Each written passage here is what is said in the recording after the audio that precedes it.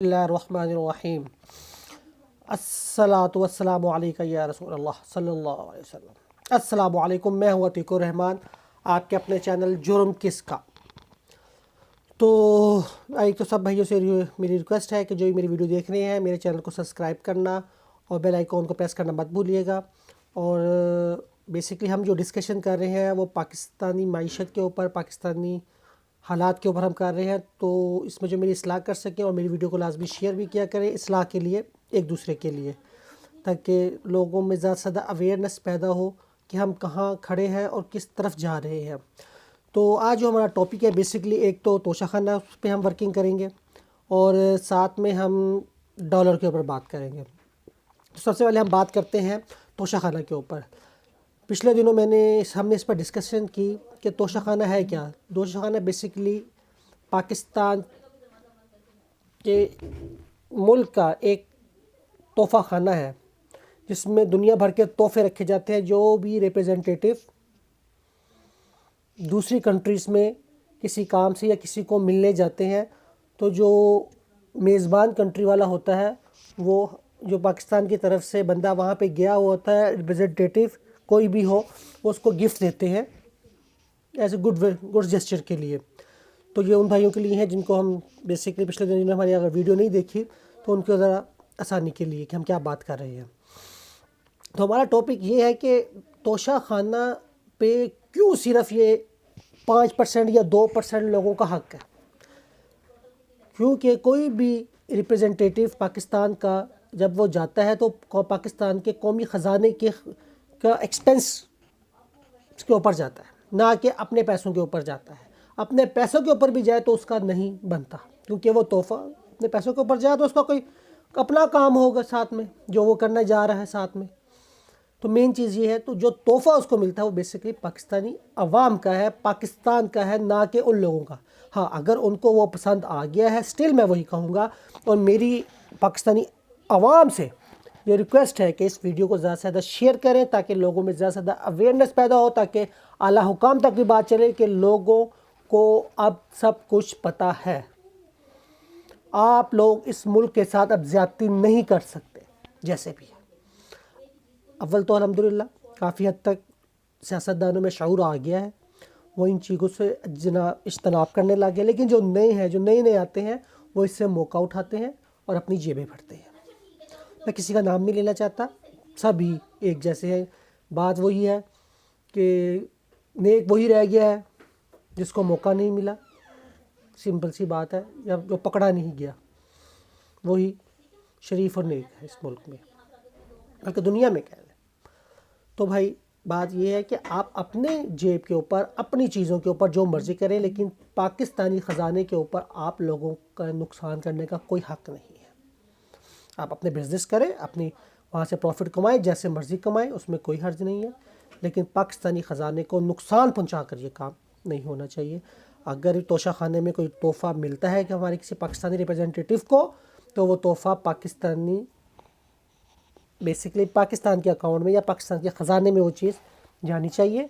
और अगर वो किसी को पसंद है तो उसकी वैल्यू अगर 100 रुपया है तो वो उसको 150 में मिलेगा, ना कि 50 रुपये में, ना कि 20 रुपये में, ना कि 30 रुपये में, या हल्का फुल्का है तो फ्री में ले जाए। ये चीज़ नहीं होनी चाहिए। एक चीज़ सब ने देखा है, न्यूज़ ने पिछले दिनों ख़बरों की हेडलाइंस बनी रही हैं इन चीज़ों के ऊपर। तो खुदारा इन चीज़ों से इज्तनाब करें और ज़्यादा से ज़्यादा इस वीडियो को शेयर करें और आवाम में आगाही और हला काम तक बात जानी चाहिए ये, ताकि वो एक कानून बनाएं इसके ऊपर, और जो सही लोग हैं वो इस पर लाजमी कानून बनाएंगे ताकि कोई इस मुल्क के ख़जाने के साथ ज़्यादती ना कर सके।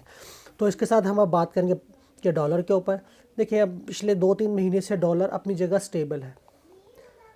देखिए, इसका स्टेबल हो गया, इसका मतलब ये नहीं कि हम आराम से बैठ जाए। सोचना चाहिए कि क्यों हुआ, क्यों डॉलर 150 से कहाँ पे चला गया, 330 पे चला गया, और फिर 285 पे, 290 पे, 280 पे ऐसे आ रहा है, 275 पे नहीं। अभी भी इसकी वैल्यू 240, 250, 230 के करीब है। खुदारा इसके ऊपर वर्किंग करें, डॉलर्स को मैक्सिमम डी वैल्यू करें, اپنی کرنسی کو اسٹرانگ کریں، جیسے بھی کر کے ایکسپورٹ کریں یا جو بھی ہے، اپنے ایکسپینس کم کریں یا دوست ممالک کے ساتھ ٹریڈ کریں یا انویسٹمنٹ ملک کے اندر لے کے آئیں، جیسے بھی کر کے، تاکہ یہ ڈالر جو ہے یہ 100 سے نیچے آئے اس ملک میں، تاکہ اس ملک کی اکانومی اور یہ مہنگائی کے ایک جو طوفان آیا ہوا ہے اس ڈالر کی وجہ سے وہ کم سے کم ہو۔